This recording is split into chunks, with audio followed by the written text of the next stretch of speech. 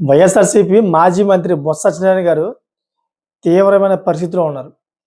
ఆయనకి brain stroke బారిన పడ్డారన్నమాట ఆయన. వెంటనే స్పందించిన కుటుంబ సభ్యులు బొత్స సత్యనారాయణను హైదరాబాద్‌కు తరలించారు. సో, నిన్న రాత్రి సిటీ న్యూరో ఆసుపత్రిలో చేరిన బొత్స సత్యనారాయణ గారు సిటీ న్యూరో సెంటర్ హైదరాబాద్‌లో చికిత్స పొందుతున్నారన్నమాట. సో, ప్రస్తుతం బొత్స ఆరోగ్యం ఒక నార్మల్‌గా ఉన్నదని తెప్పించి అన్నారు గానీ, నిలకడగా ఉందని అయితే ఎక్కడెక్కడ వార్తలు వినలా.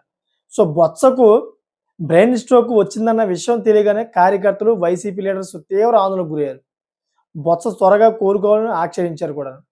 కుటుంబం మొత్తం, మొత్తం బొత్స సత్యనారాయణ గారి యొక్క కుటుంబం మొత్తం తీవ్ర ఆందోళనకు గురవుతుంది. తన బొత్స సత్యనారాయణ కొడుకు కూడా తీవ్ర దుఃఖంలో ఉన్నారు. జగన్మోహన్ రెడ్డి గారు కూడా ఫోన్ చేసి ఏమైంది? పరిస్థితి ఎలా ఉంది ఆయనకి? అని చెప్పేసి అంటా ఉన్నారు. ప్రస్తుతానికైతే హాస్పిటల్‌లో ఆయన కండిషను డాక్టర్ల సమక్షంలో అయితే నడుస్తా ఉంది. సో, ఎందుకంటే ఆయన చాలా పాత లీడరు. ఒక రకంగా చెప్పాలంటే ఈ మధ్య కాలంలోనే కొన్ని ఆరోగ్య సమస్యలతో ఆయన బాధపడుతున్నారు. ఎందుకంటే ఆయన వయసు చిన్న వయసేం కాదు. దగ్గర దగ్గరగా 60 సంవత్సరాలు దాటేసింది ఆయనకి.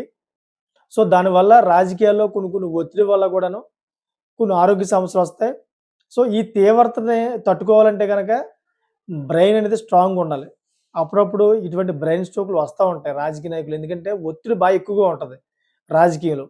సో, దానివల్ల అయితే ఈరోజు బొత్స సత్యనారాయణ గారికైతే బ్రెయిన్ స్ట్రోక్ వచ్చింది.